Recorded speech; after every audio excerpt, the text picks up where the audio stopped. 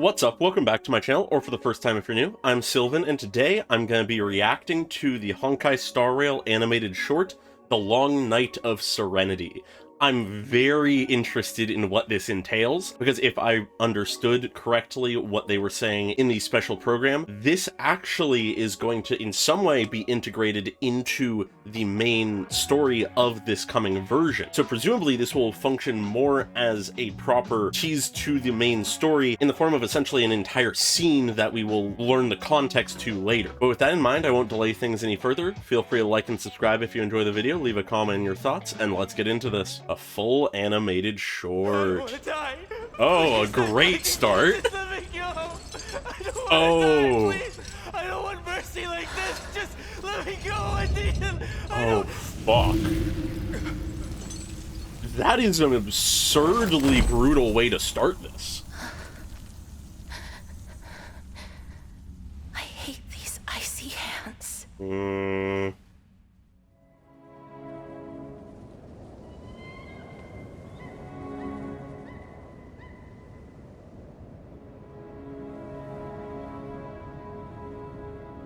Is this Idonia?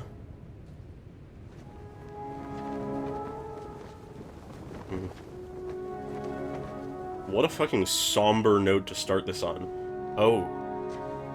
That child casteress? She looks young.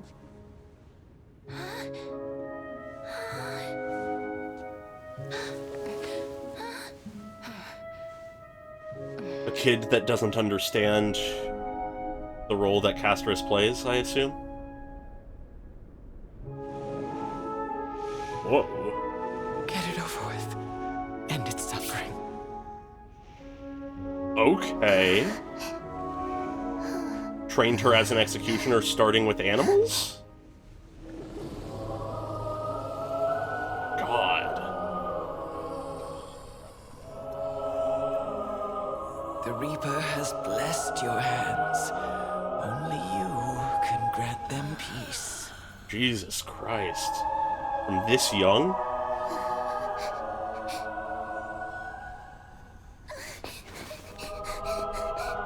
Of course she doesn't want to do it.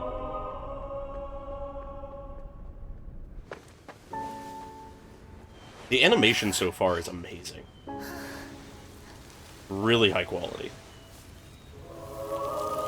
Even the flowers.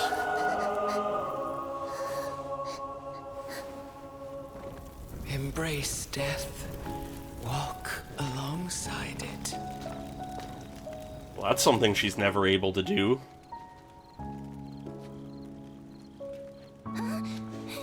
Oh. This can't end well. Oh, but that's nice. Even if it's disconnected, that it still has some of the merit. Or the intent.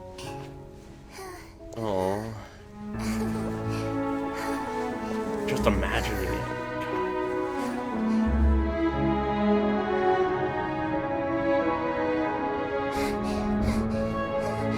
Why is she alone in the snow? Is she trying to run?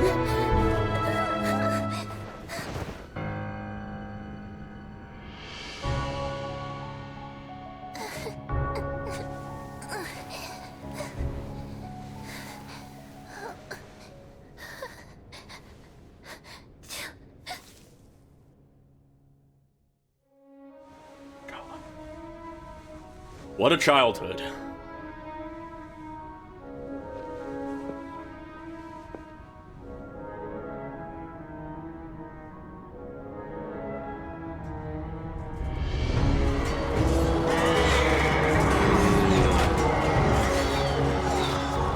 Traveling the war-torn lands.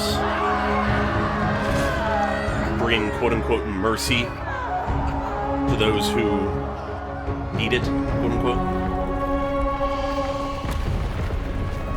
The style of this painting behind her is really interesting.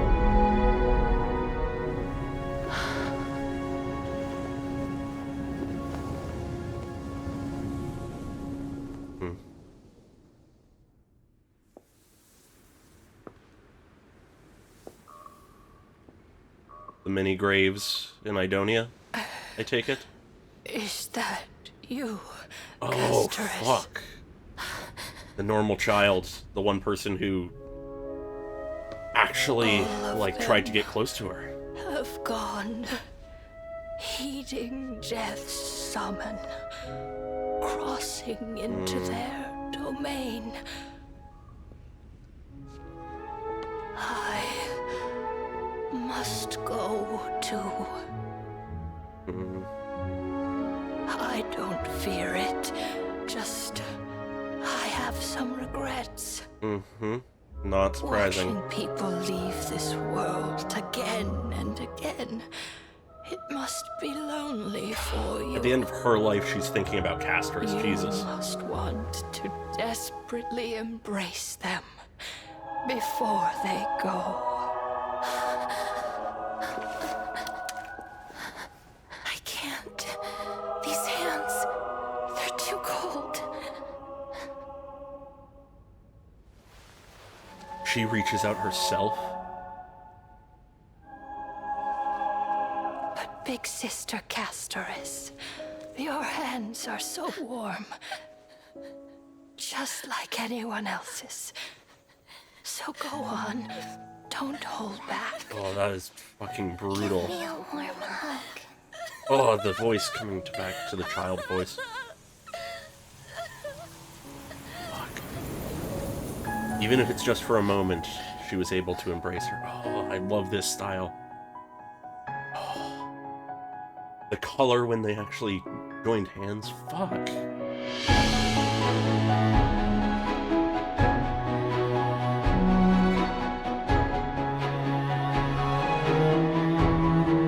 What could have been if she didn't have this curse?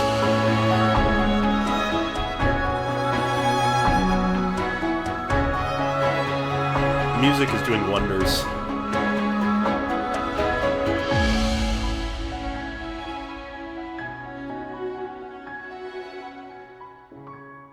Every flower once bloomed with pride.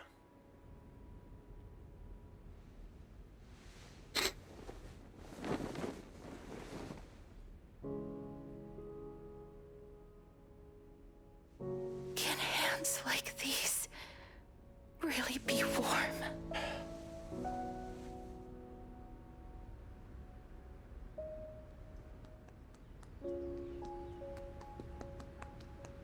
Sign of life in the graveyard.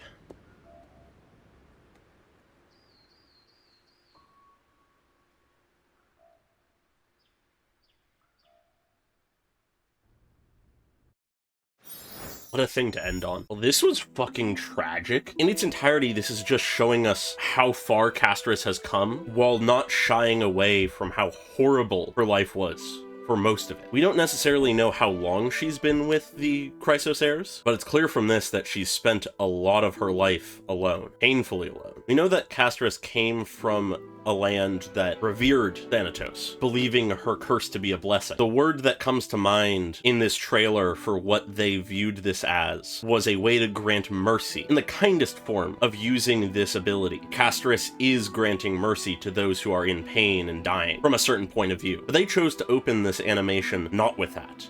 Instead, they chose to show us one of the most horrific forms that her role as executioner takes, being that of granting mercy to someone who does not want it, someone who has not given up on life, someone who is begging to be let go, begging for their own lives. The first imagery and words we get in this short is someone begging for their life. And once again, that line of mercy returns. He does not want mercy like this. This man is a captive, a prisoner, a criminal perhaps, and whoever it is who commands the executioner, Casteress, deemed this man in need of mercy. But despite his pleas, his begging to be let go, Casteress does not show a singular emotion, and she does not falter. All we get out of her when she reaches out to kill this man is a sigh and a look away as she does it.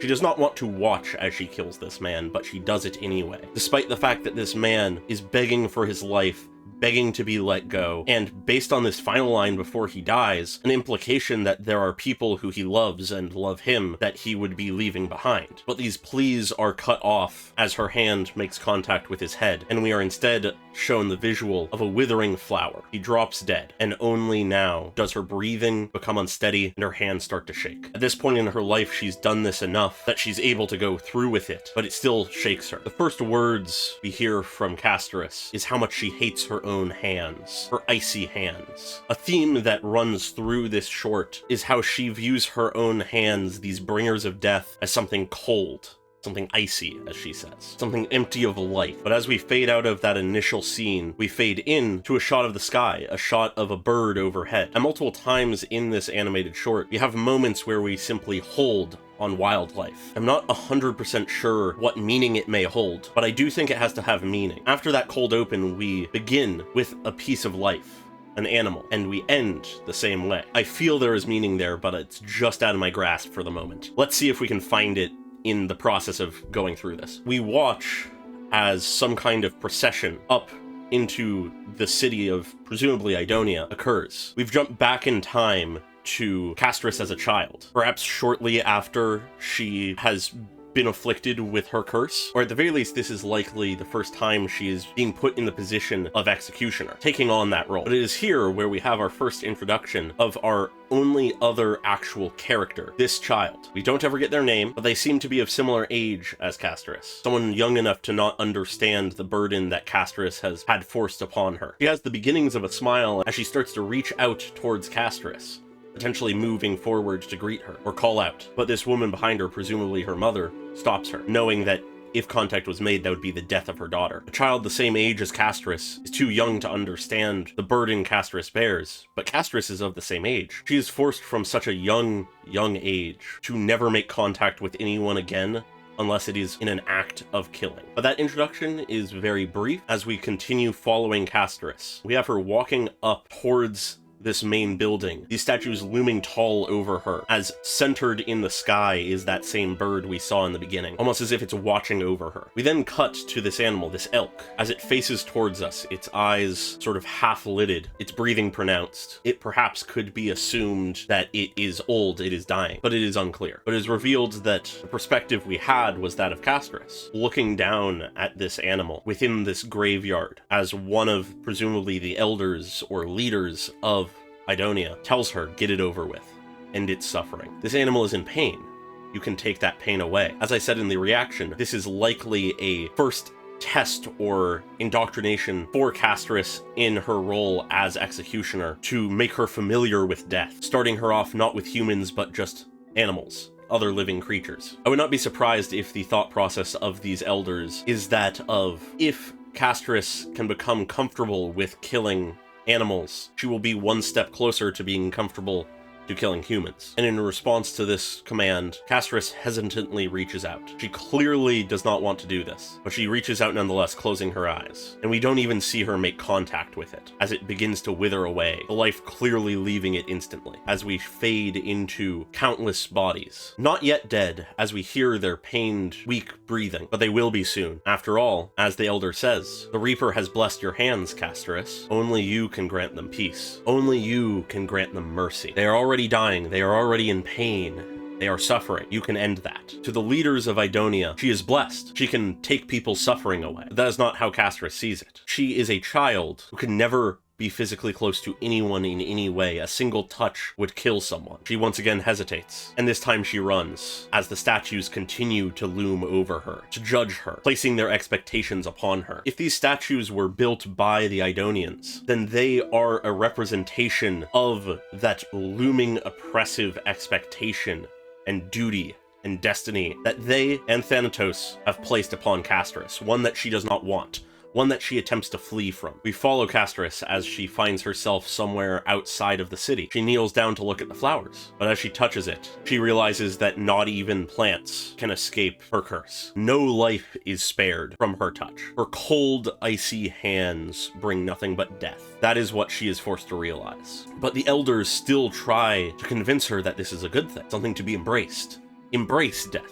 Walk alongside it. Death is your only companion. But as the elders try to tell her this, Castoris cannot accept that. She cannot view death as her companion, someone to walk alongside, as she yearns for the companionship of the living. She looks to the other children, happily dancing around a fire, holding hands, joined together in joy and friendship and companionship, something she can never have. She watches from a far distance, knowing that if she came too close, it would only cause tragedy. But even then, as she begins to sequester herself away, there is one child who is not deterred. This girl, who once attempted to reach out to her, but was stopped by the adults who knew what would happen, she still came close to Castris, clearly to some extent understanding what is wrong with this, but it not deterring her. She offers not a hand, but a small stick. They may not be able to hold hands, they may not be able to make direct contact, but at least by a proxy, Castris and this girl are able to show each other an expression of friendship. This one girl serves as perhaps the only solace in Castris's life